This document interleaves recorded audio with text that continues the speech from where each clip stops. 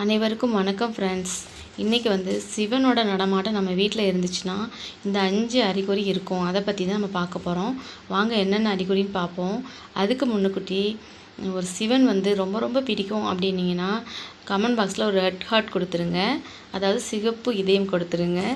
சிவன் நான் ரொம்ப ரொம்ப லவ் பண்ணுறேன் அப்படின்னு சொல்லி நினச்சிங்கன்னா பச்சை கலர் ஹார்ட் கொடுத்துருங்க. சரியா?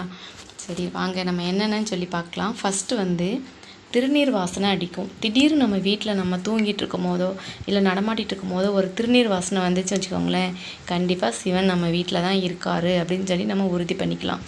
கண்டிப்பாக எதுக்குன்னு தெரியும் தானே எல்லாத்துக்குமே. சிவன் எப்போவுமே உடம்பு ஃபுல்லாகவே திருநீர் பூசிட்டு தான் இருப்பார். அதை வச்சு நம்ம கண்டுபிடிச்சிக்கலாம். அப்புறமா ரெண்டாவது என்னென்னா பசுமாடுகளின் வருகை.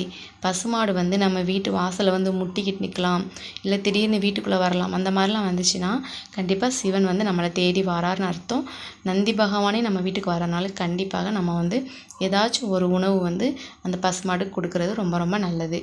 அப்புறம் தட்டாம்பூச்சி, மின்மினி பூச்சி, இந்த மாதிரி பூச்சிகள் வந்தாலும் சிவன் நம்ம வீட்டுக்கு வந்திருக்காருன்னு அர்த்தம். அதுக்கப்புறம் சிட்டுக்குருவி, மைனாக்கள் அந்த மாதிரி வந்தாலும் அதுவும் நம்ம வீட்டுக்கு சிவன் வராரு அப்படின்னு சொல்லி அர்த்தம். திடீர்னு என்னென்னா மணி ஓசை, உடுக்கி சவுண்டு, நாதஸ்வரம் அந்த மாதிரி கேட்டாலும் சிவன் வந்திருக்காருன்னு அர்த்தம். சரியா? லாஸ்ட்டாக என்னென்னா கனவுல சிவன் வருவார். இதுதான் முக்கியம். இது எல்லாத்துக்குமே நடக்காது.